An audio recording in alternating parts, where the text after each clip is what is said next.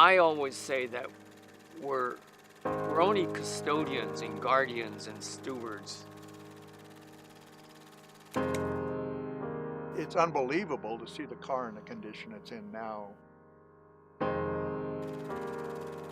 See that car sitting here and run and drive. Really, does it get any better?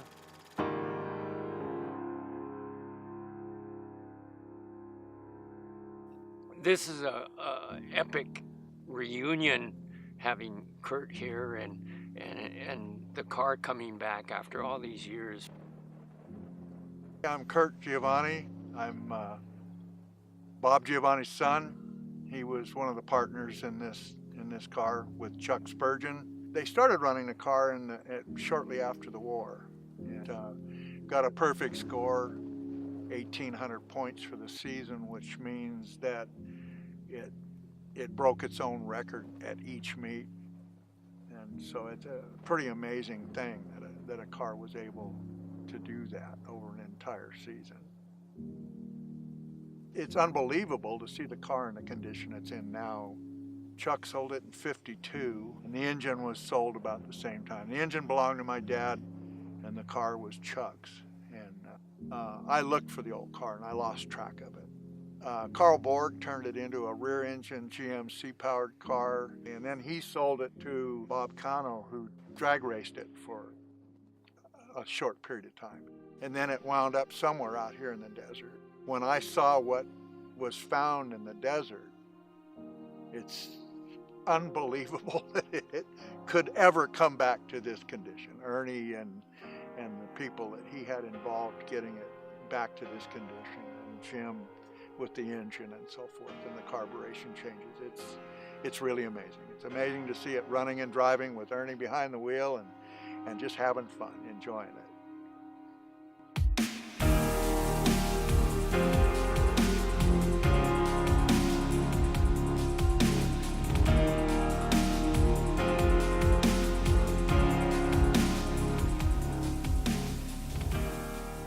I was very pleased to get a phone call from John Beck, and he told me about Ernie and Elaine and this car right here, and if I would be inclined to be involved. And the car had already been restored, but to make it run and drive, oh my God, what an honor. And it was beautiful, but it was just, there were some final tweaks and stuff, just things needed to be addressed to actually make it run and drive and not harm the integrity of the car. I mean, that was first and foremost. We felt no shortcuts. We gotta do this right because it represents two families. I think we wouldn't have made it if we didn't have the help of Karen and Kurt and other people of the family. They had beautiful pictures, big. And so it helped us, restore it perfectly. In spite of the fact that this car went from a dry lakes racer, solely a dry lakes, then it went to drag racing and it went to the Salt Flats, Bonneville. When they were restoring the car, they unscrewed the belly pan. And lo and behold, what comes out? Dust and dirt.